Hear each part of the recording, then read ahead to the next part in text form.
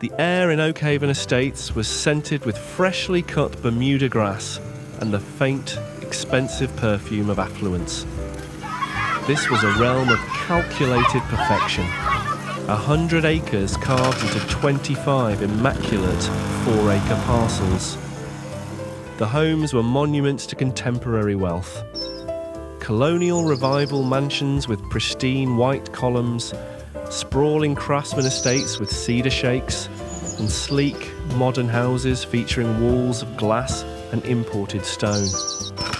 Every lawn was a lush, unbroken carpet of emerald green, maintained by automated irrigation systems and dedicated landscaping crews.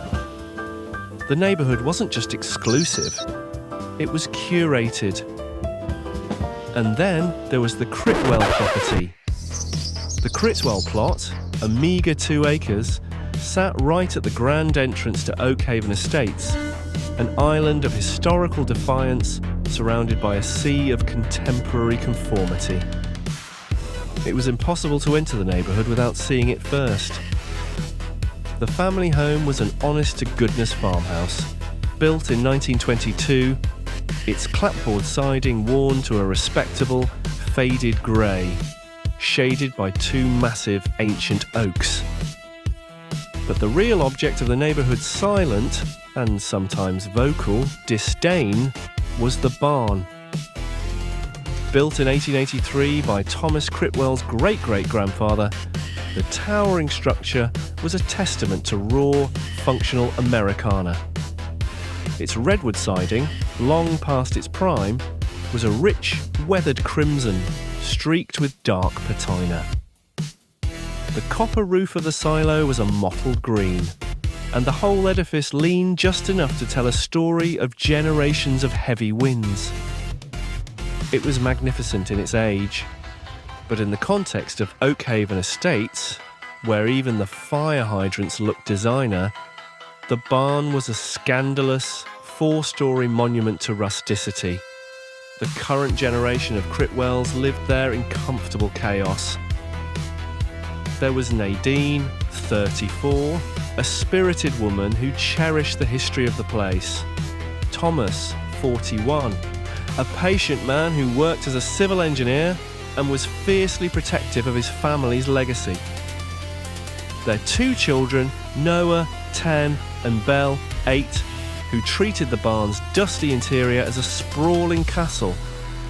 And Papa George, Thomas's 75-year-old father, the keeper of the family's stories, whose memory was beginning to fail, but whose grip on the old property deeds remained stubbornly strong. The 25 residents of Oakhaven Estates were, generally speaking, cut from the same bolt of expensive cloth. They valued status, quiet, and conformity. Their undisputed sovereign was Thistle Worthington, the HOA president.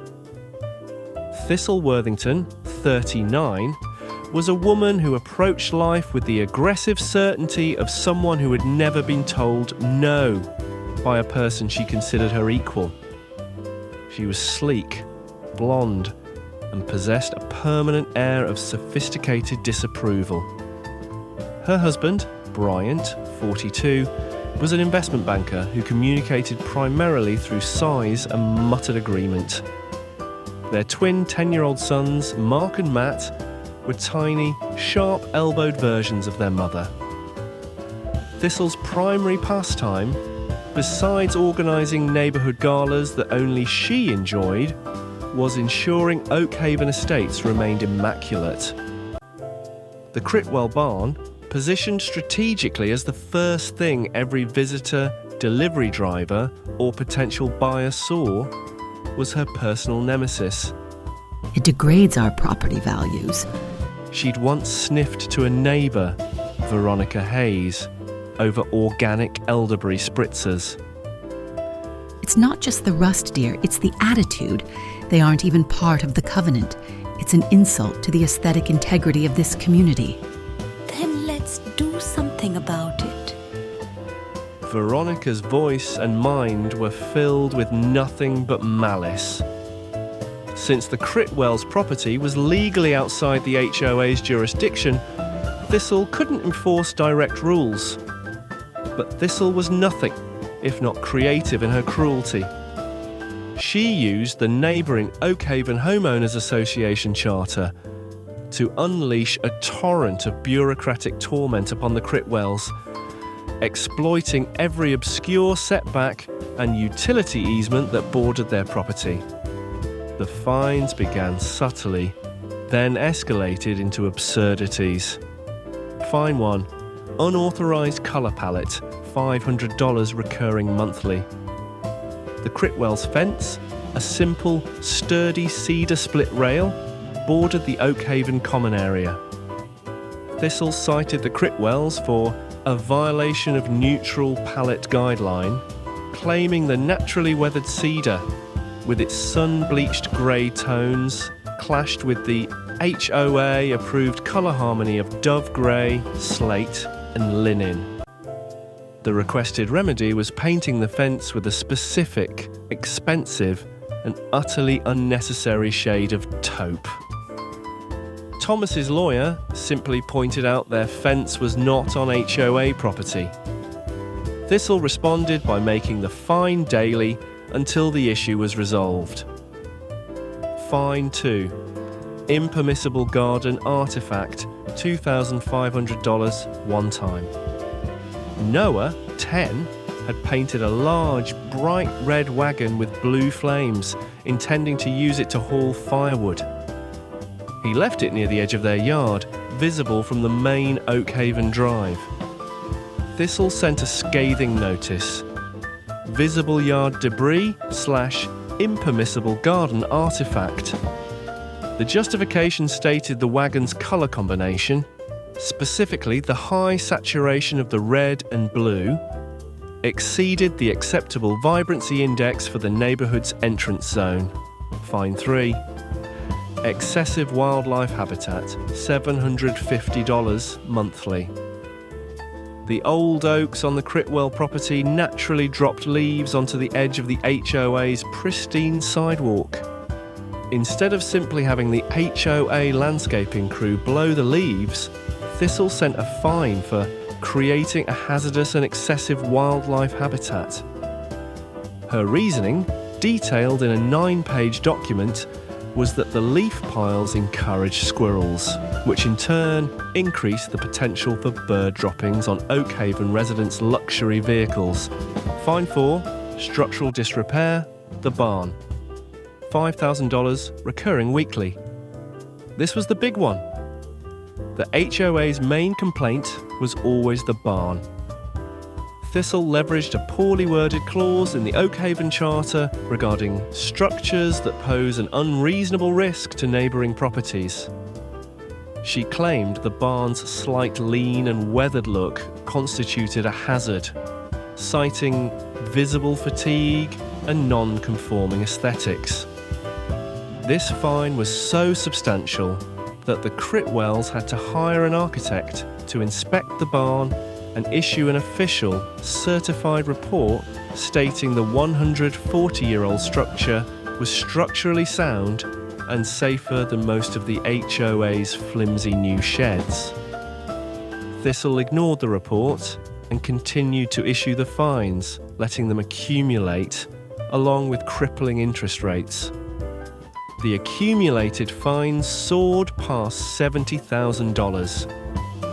Thomas and Nadine were forced to spend thousands on legal fees just to delay the inevitable lien the HOA was threatening to place on their land, the one thing they couldn't afford to lose. The stress was palpable. Nadine, exhausted, barely slept, constantly watching the windows for the next absurdity. Thomas, whose patience had once been boundless, now saw red every time he saw Thistle's gleaming black SUV pass by. She wants the land, Thomas, Papa George said one evening, rocking on the front porch, the setting sun casting long shadows from the despised barn. She thinks she can bleed us dry until we sell for pennies. It's been the same since 1950, when they first tried to push the power lines through the south field. She won't get it, Dad. Thomas vowed, looking out at the red glow of his ancestral barn. We'll fight every inch. The escalating tension finally convinced Nadine and Thomas they needed a break.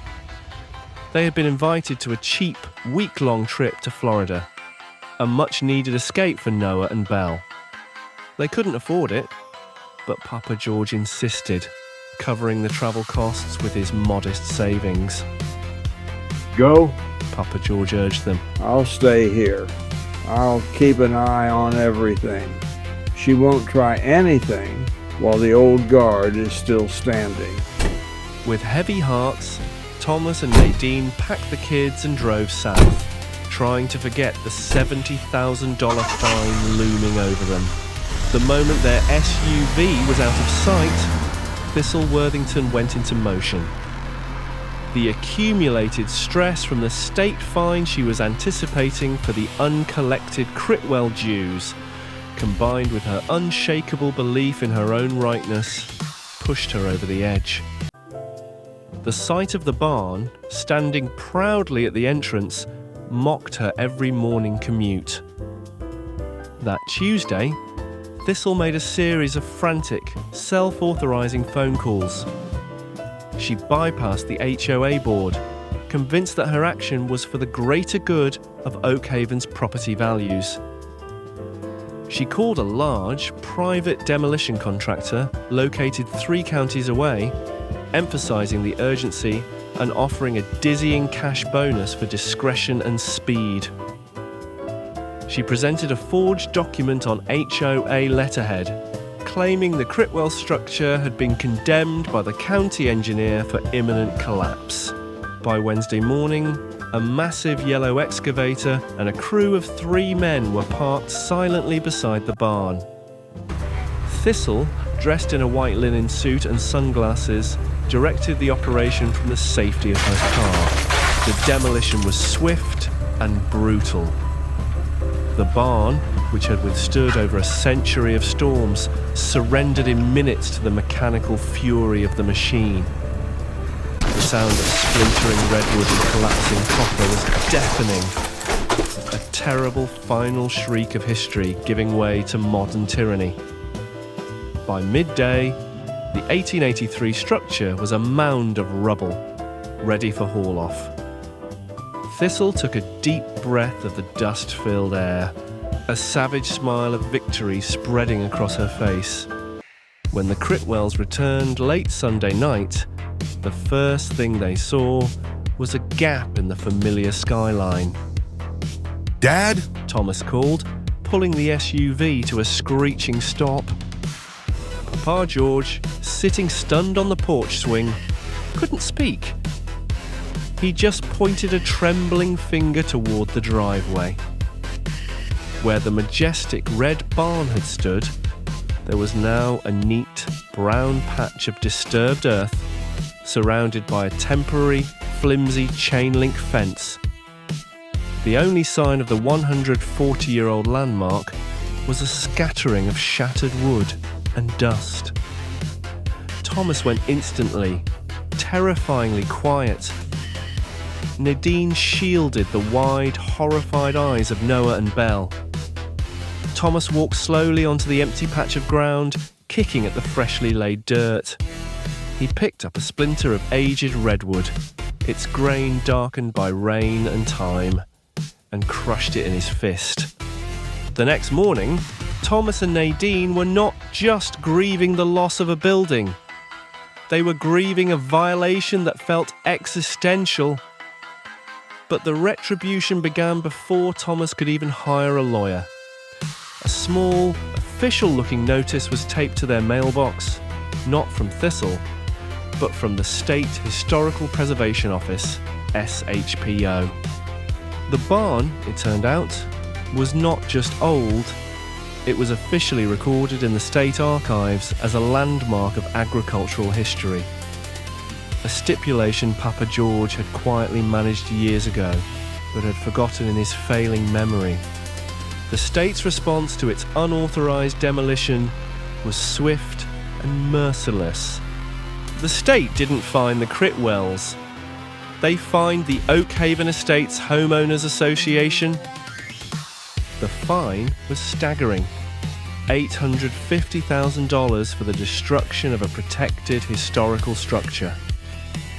Furthermore, the SHPO demanded the Critwell family be compensated for the assessed value of the structure and the emotional distress caused by the unlawful destruction.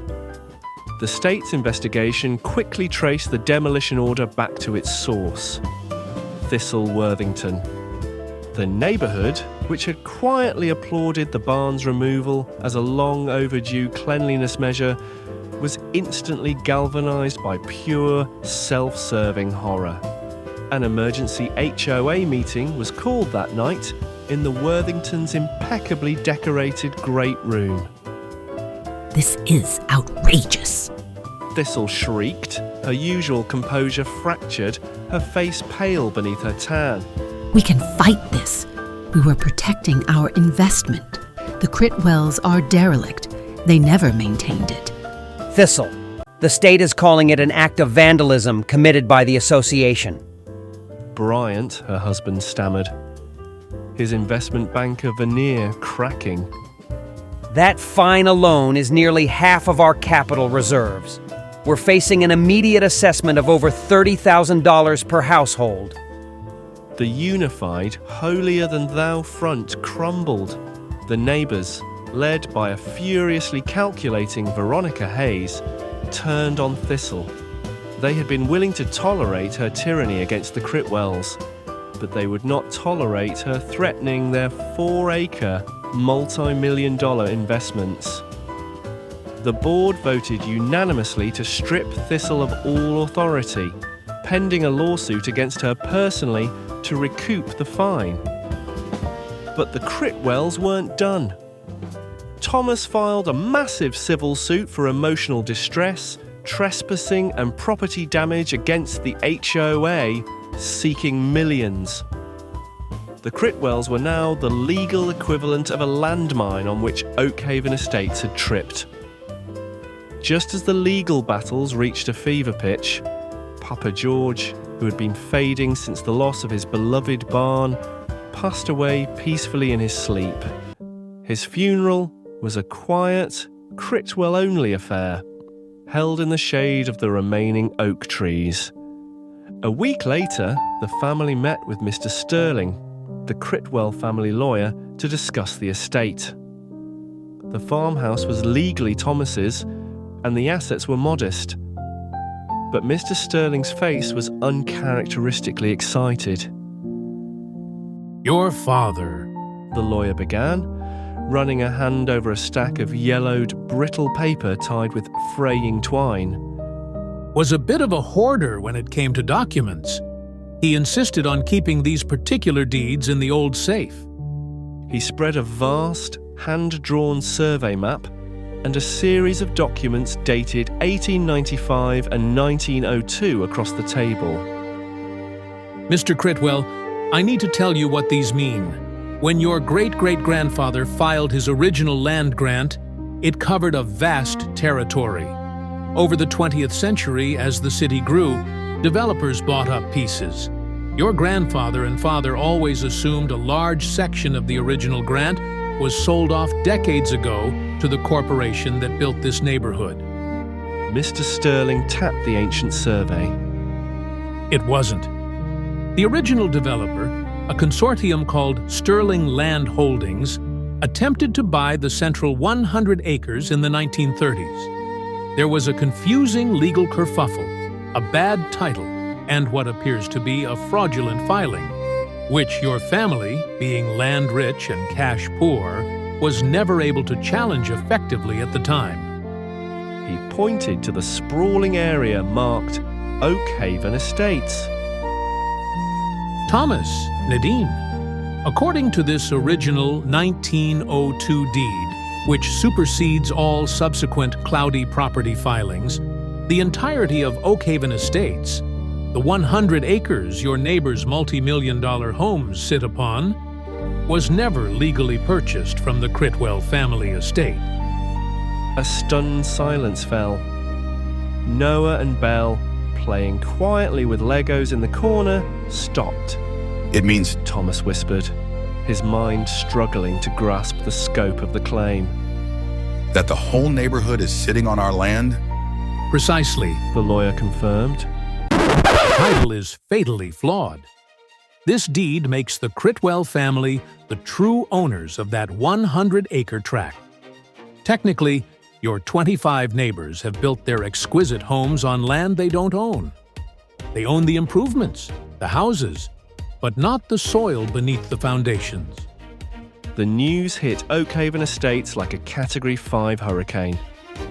The civil suit against the HOA evaporated, replaced by a devastating action for quiet title and ejectment. The Critwells issued a single, non-negotiable ultimatum to the Oakhaven Estates Homeowners Association. Option 1, purchase the land.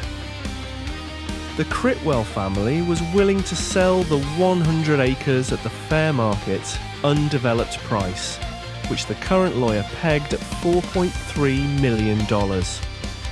This amount would have to be raised by a sudden, mandatory assessment split among the 25 households.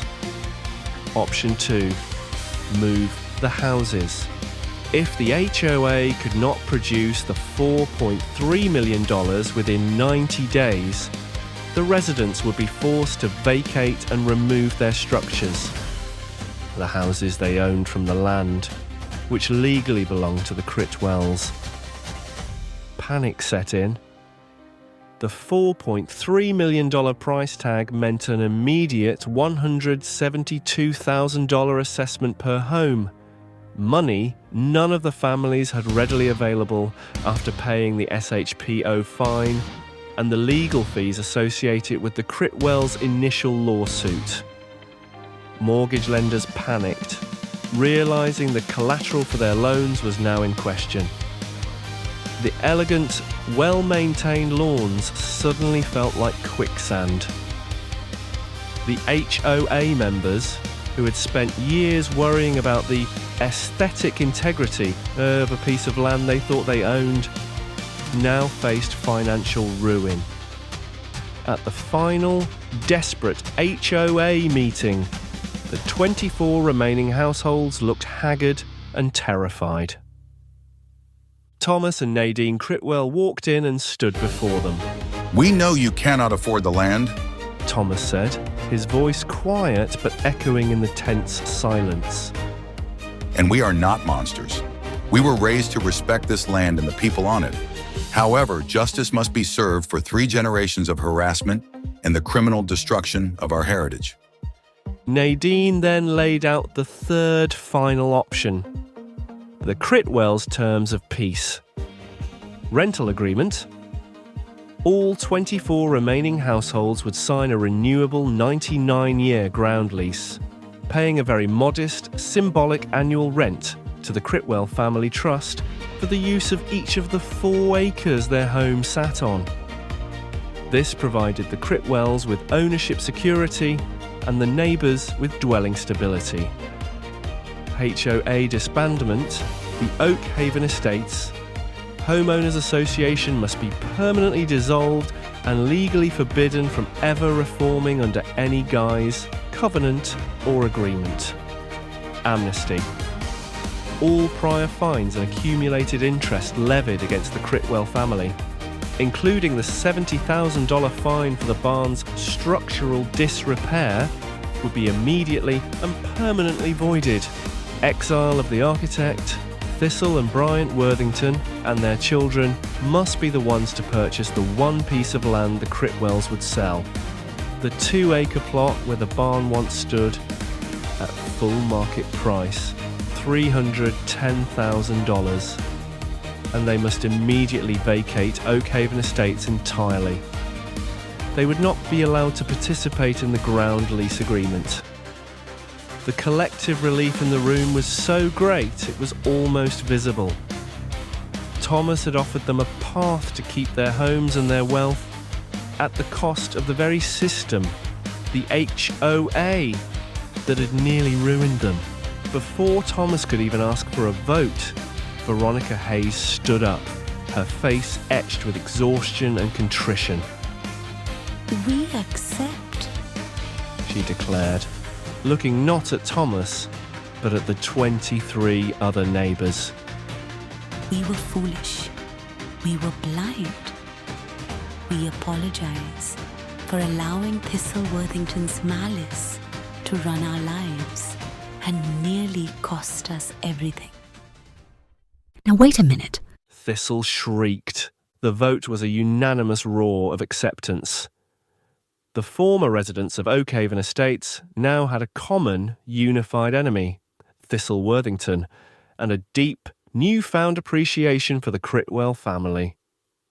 3 weeks later, the Critwells watched from their porch as a moving van, discreetly parked on the street, loaded the last of the Worthingtons' bespoke furniture.